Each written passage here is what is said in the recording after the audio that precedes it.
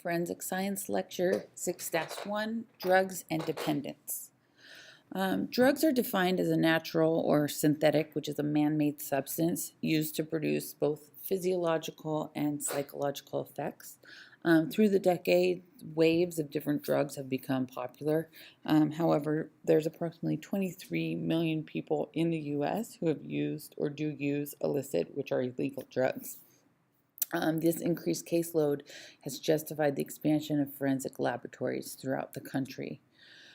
Drug dependency is the ability for a drug to induce dependence, and it actually depends on a couple of aspects, the physiological and the social factors.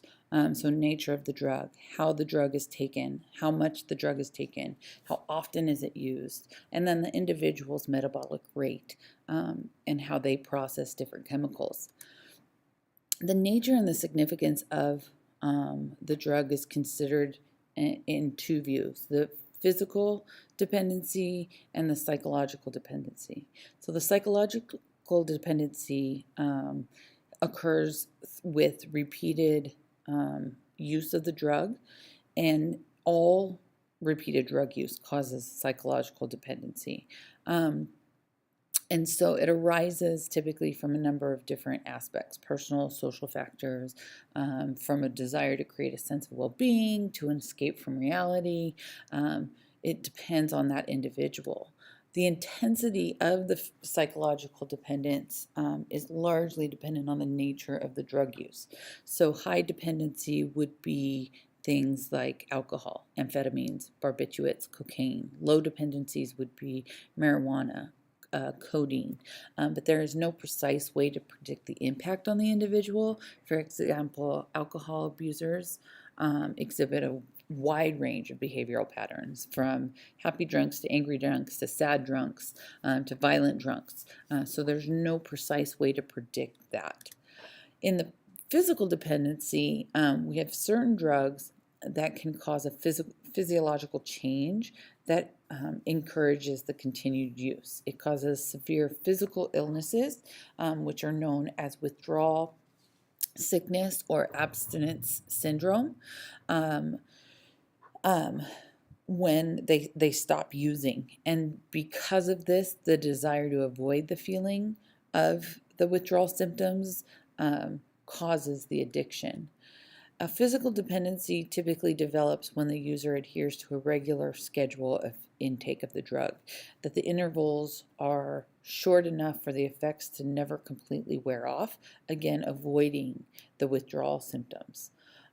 Some more widely abused drugs actually have little to no potential for physical dependency, things like marijuana, LSD, and cocaine, but they do cause a strong anxiety when they discontinue them. However, there's no medical evidence that contributes to the physiological changes. Alcohol, heroin, barbiturates, for instance, have a very strong physiological change when discontinued, especially heroin. The side effects or the withdrawal symptoms of heroin can actually cause death themselves. So again, that is a drug where they do not want to feel that pain. The societal aspect of drug use is actually directly related to the extent to which the user becomes preoccupied with the drug. So it directly impacts an individual and their social responsibilities. Personal health starts to decline, economic relationships, family obligations and relationships suffer. And so the extent at which these drugs kind of take over the individual's life is how society is going to actually look at these drugs. Individual, social, cultural, legal, and medical factors all influence society's decision to either prohibit or restrict a drug's distribution or use. Some of them have failed, like we know prohibition has failed. And so depending on how society looks at the drugs will depend on how severe society views that drug. Some types of drugs, or the types of drugs that we'll cover, are narcotics, and these are also known as analgesics, which means that they are pain relievers. They also have the ability to produce sleep. Most of the time, they're opiates. So heroin, morphine, oxycontin, codeine, methadone, those are all considered narcotics. Morphine is extracted from the opium plant and is used as a synthetic heroin. Addicts frequently dissolve morphine or heroin in water by heating it in a spoon and then injecting it. And it produces a high that is accompanied by drowsiness, a sense of well-being, and generally lasts for 3 to 4 hours. Codeine is also present in opium, but it's usually prepared synthetically from morphine. Oxytocin or Oxycontin with the active ingredients of oxycodone is actually not derived from opium or morphine, but it does have the same physiological effects on the body as the opium narcotics do. So it's classified as a synthetic opiate. And then methadone is also a well-known synthetic opiate, and it's pharmaceutically related to heroin, and it appears to eliminate the addict's desire for the heroin with producing minimal side effects. So they'll use methadone to pull people off or get people off of heroin and then get them off of the methadone. Hallucinogenic drugs are another type of drugs. These cause marked changes in normal thought processes, perception, mood swings.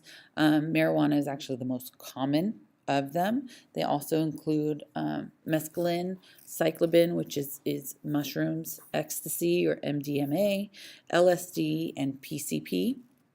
But marijuana is actually the most controversial drug in this class because of its long-term effects on the health are still largely unknown. It's prepared from or derived from the plant cannabis. The chemical substance responsible for the hallucinogenic properties are THC, tetrahydrocannabinol, and its content varies in different parts of the plant. So the highest amount is in the resin, followed by flowers and the leaves, and then there's little THC in the stems, the roots, and the seeds. The THC-rich resin is also known as hashin.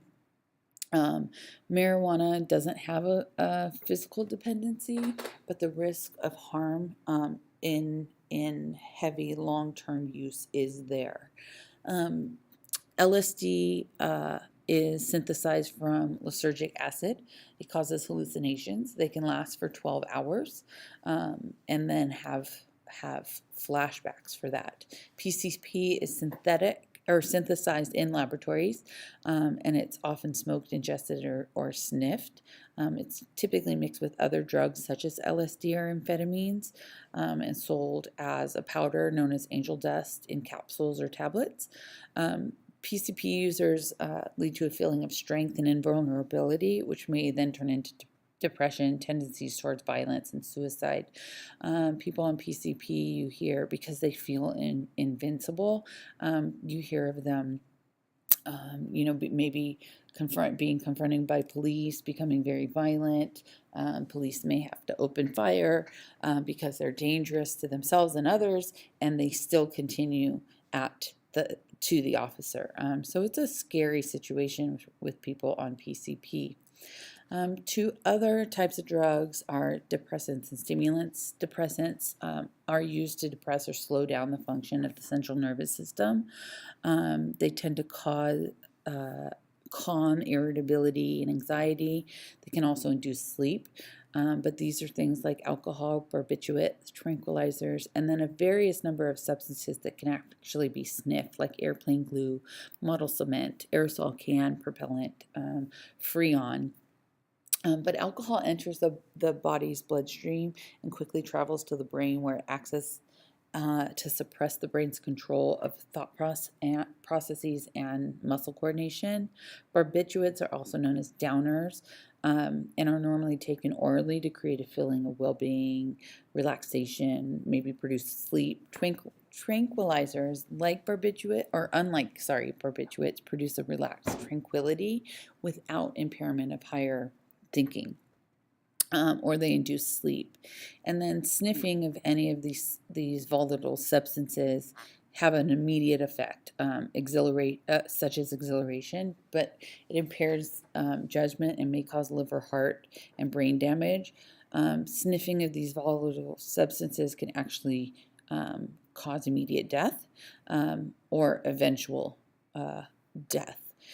Stimulants are used to stimulate or speed up the central nervous system.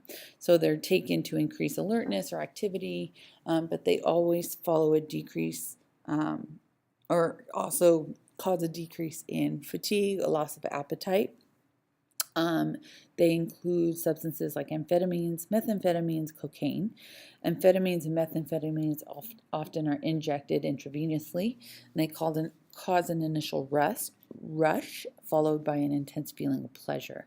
They're sometimes known as uppers or speed, and cocaine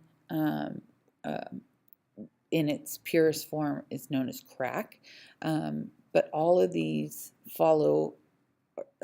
what follows is a period of exhaustion and prolonged periods of depression. It's not uncommon for them to sleep for days at a time. Cocaine is actually natural. It's extracted from the coca leaf, and it causes an increased alertness and vigor, accompanied by suppression of hunger, fatigue, and boredom. Crack is cocaine mixed with baking soda and water, then heated. It's often smoked. Like cocaine, it stimulates the brain pleasure centers. But studies have shown that cocaine produces the strongest psychological compulsion for continued use. And the last two types of drugs, are club drugs, which are any synthetic drug used at nightclubs, bars, raves. So ecstasy or MDMA, GHB, Rohypnol, roofies, also known as roofies, ketamine, and then methamphetamines as well. GHB and Rohypnol are central nervous depressants that are often connected with sexual assaults, drugs, robbery. They cause the person to pass out, to forget, amnesia type situations. Ecstasy is a synthetic mind-altering drug. It exhibits hallucinogenic and amphetamine-like effects. It enhances self-awareness, decreases inhibitions. However, seizures, muscle breakdown, stroke, kidney failure, and cardiovascular system failure are also accompanied by chronic use. Ketamine is actually primarily used by veterinary or as a veterinary animal anesthetic, but in humans it causes a euphoria and hallucination. It also impairs motor function, causes high blood pressure, amnesia, and mild respiratory depression. The last drug is anabolic steroids, which is a synthetic compound that's chemically related to testosterone, the male sex hormone. It tends to be abused by individuals who are interested in accelerating muscle growth. Side effects include unpredictable effects on mood, personality, depression, diminishes sex drive, halts bone growth, and can cause liver cancer. In males and females, it can also cause different sexual changes as well. In males, it decreases the testes size. In females, it can decrease the breast size and cause more masculine features to form. This is the end of lecture 6-1.